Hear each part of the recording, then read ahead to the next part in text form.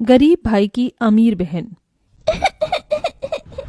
भैया, दीदी माँ को आग में से निकालो, उन्हें वही हो रही होगी। महेश की आंखों के सामने धू धू करके उसकी माँ की चिता जल रही है। अपनी माँ की जलती चिता को देखकर महेश का मन चीख चीख कर रोने को कर रहा है, मगर अपने तीनों बहनों की सूरत देखकर वो शांत खड़ा है। तभी रामू दुख जताते हुए कहता है, अरे बाप तो पहले ही दारू पीकर स्वर्ग सिधार गया, आज माँ भी मर गई। जाने बेचारा गरीब बच्चा अब अपनी 3 बहनों का बोझ कैसे उठाएगा। मुझे तो इसकी हालत देखकर बड़ा दुख लग रहा है, पता नहीं क्या खिलाएगा इन्हें। अरे भीख मांगने के सिवा छोड़कर और क्या करेगा, अब इतने छोटे बच्चे को कोई काम भी नहीं देगा। लोगों की तरह तरह की बातें सुनकर और माँ की मौत का दुख झेलकर 12 साल के महेश का मन किसी काठ सा मजबूत हो गया था। उसने अपनी आंखों से बहते आंसू पोंछे और कहा, ना मैं भीख मांगूंगा, ना मैं अपनी बहनों की भीख मांगने दूंगा। मैं मेहनत करके कमाऊंगा। आप लोगों मेरे दुख में आए, बड़ी मेहरबानी। अब चले जाइए। महेश समझ गया था कि इस दुनिया में हर किसी को अपनी मदद खुद ही करनी पड़ती है। महेश 6 महीने की नंदिनी को गोद में लिए अपनी बाकी 2 छोटी बहनों योगिता और प्राची के साथ अपनी टूटी फूटी झोपड़ी में आ गया। तभी 5 साल की प्राची ने भूख जताई। भैया, भूत लेती है, खाना चाहिए। माँ तो मर गई, अब हमको खाना बना कर कौन खिलाएगा? अपनी गरीब बहन की बात सुनकर महेश की आंखों में आंसू की बदरा बरस गई। अरे छुटकी, तेरा भैया है, मैं बनाऊंगा खाना। फिर जैसे वो राशन के डिब्बे में देखता है तो बस थोड़े से चावल रखे होते हैं। महेश चूल्हे का धुआं सहकर गीले चावल बनाने लगा और दोनों बहनें योगिता और प्राची नंदिनी को गोद में लिए टकटकी लगाए चूल्हे की ओर देखती रही। तभी महेश का हाथ जल गया। माँ! क्या हुआ भैया, आप ठीक तो हो? योगिता को अपने गरीब भाई से बहुत लगाव था। हाँ बहन, मैं ठीक हूँ। थोड़े से चावल में उसने बहनों को खिलाया और खुद भूखे सो गया, मगर मारी चिंता के उस गरीब भाई को नींद भी कहाँ आई। आज थोड़े चावल थे तो दिन कट गया, मगर मुझे काम ढूंढना होगा। अगले दिन महेश काम ढूंढने निकल गया और लखन से कहा, चाचा, आप जिस फैक्ट्री में काम करते हो वहां मुझे भी कोई काम दिला दो।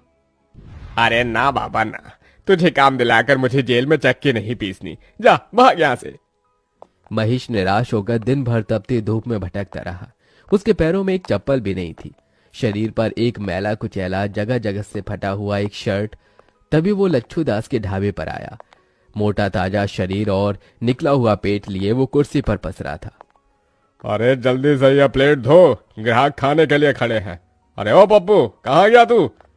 तभी महेश तवाक से बोला, सेठ जी, मैं सारी प्लेट धो दूंगा, काम की बहुत जरूरत है मुझे, दया करके काम दे दीजिए। इस दुनिया में एक गरीब का फायदा हर कोई उठाता है। लच्छू ने भी महेश की मजबूरी देखकर कहा, देख बच्चे, तुझे दिन भर प्लेट धोना होगा और उसके बदले मैं तुझे 50 रुपए ही दूंगा। अरे आप जो देंगे मुझे मंजूर है। 50 रुपए कमाने के लिए अब दिन भर गरीब महेश ढाबे के गंदे झूठे प्लेट धोता ताकि अपनी बहनों को भरपेट खिला सके। अपनी बहनों को पढ़ाने के लिए मुझे और मेहनत करनी होगी, 50 रुपए में तो पेट भी नहीं चलता। ढाबे के साथ महेश अब हर सवेरे अनाज के बोरी उतारता और पैसे जमा करके बहनों को दाखिला दिला देता है। अपनी हर तनख्वाह से वो तीनों के लिए तोहफे खरीद कर लाता और फटे कपड़ों में रह जाता। इसी तरह 18 साल बीत जाते हैं। फिर एक दिन, नंदिनी, प्राची, योगिता। भैया, आ गए आप? ये देखो मैं तुम्हारे लिए क्या लाया हूँ। योगिता, ये तोहफा तुम्हारे लिए। शुक्रिया भैया। और ये संतरी और गुलाबी रंग का सूट प्राची और नंदिनी तुम्हारे लिए। तभी दोनों घमंड से सूट लेने से मना कर देती हैं। भैया, हमें नहीं चाहिए ये गरीबों की 2 कौड़ी का सूट। पर प्राची, भैया हमारे लिए कितने प्यार से लाए हैं। योगिता दीदी, अगर तुम्हें इतना ही पसंद है तो तुम रख लो ये घटिया सूट। और भैया, अब आपकी बहनें बच्ची नहीं रही, बड़ी हो गई हैं, हमें कुछ ढंग का ला कर दिया कीजिए। ये ठेली फेरी वाले कपड़े हम नहीं पहनेंगी। यू नो व्हाट भैया, हमारी सहेली इतने अमीर घर से आती हैं, एक एक कपड़े लाखों के पहनती हैं, और तो और किसी के डैडी बिजनेसमैन है, किसी की सरकारी नौकरी में, और हमारा भाई आज भी ढाबे पर बर्तन मांजता है। हमें खुद में सोचकर इतनी शर्म आती है। अरे क्या जिंदगी भर औरों की गुलामी करते रहोगे? नंदिनी की इस तरह की बात से उस गरीब भाई के दिल को बहुत ठेस पहुंचती है और बहनों की खुशी की खातिर वो ढाबे का काम छोड़कर अब एक कॉलेज के बाहर समोसे बेचने लगता है। समोसे ले लो समोसे, खस्ता समोसे। बस भगवान, शुरुआत तो कर दी है, कृपा करना काम जम जाए तो फिर बहनों की शादी भी करनी है। तभी कॉलेज से निकलते ही नंदिनी और प्राची अपने भाई को देखकर तिलमिला जाती हैं और घर आकर महेश को सुनाती हैं। भैया, पूरी दुनिया में आपको हमारा ही कॉलेज मिला था समोसे बेचने को। प्राची दीदी, इन्होंने तो कसम खा रखी है हमारी इज्जत मिट्टी में मिलाने की। ये सुनकर महेश रो पड़ा। प्राची, नंदिनी, अपने गरीब भाई को माफ कर दो, मुझसे भूल हो गई। महेश की तीनों बहनों के स्वभाव में बड़ा अंतर था। योगिता महेश के दुख दर्द को समझती थी, जबकि नंदिनी और प्राची घमंडी बर्ताव रखती थी। कुछ दिन बाद महेश ने योगिता की शादी एक गृहस्थ परिवार में कर दी। देख माँ, आज जिस गरीब भाई ने एक बहन का घर बसा दिया, योगिता भी खुश थी। वहीं प्राची और नंदिनी ने कहा, भैया, आपको हमारे लिए रिश्ता देखने की कोई जरूरत नहीं, क्योंकि हमने अपना जीवन साथी चुन लिया है। पर लड़का कौन है, क्या करता है? चिंता मत कीजिए भैया, वो योगिता दीदी के पति की तरह चपरासी नहीं जिसे आपने पसंद किया था। देखिए भैया, सारी जिंदगी तो इस गरीबी के सिवा आपने हमें कुछ दिया नहीं। कम से कम हमारी शादी ढंग से करना, क्योंकि हमारे होने वाले ससुराल वाले बहुत इज्जतदार हैं और आपकी तरह गरीब नहीं। जैसे तैसे कर्ज लेकर महेश दोनों बहनों की शादी बड़ी धूमधाम से कर देता है। दोनों अपने आलीशान ससुराल में खुशहाल तरीके से रहने लगती हैं, मगर महेश बड़े कर्ज में आ जाता है, जिसके चलते वो दिन रात काम करता है। एक दिन दोनों अमर बहनें 5 स्टार होटल में अपनी सहेलियों के साथ आती हैं। OMG गाइस, शादी के बाद तुम दोनों की तो बात ही बदल गई है। यार बड़ी भूख लगी है, जल्दी से ऑर्डर दे दो। वेटर। जी मैडम। फिर जैसे ही दोनों अमीर बहनें गरीब भाई को वेटर के भेष में देखती हैं, तभी नीता कहती है, हे नंदिनी, इस वेटर की शक्ल तो तुम्हारे भाई से मिलती है।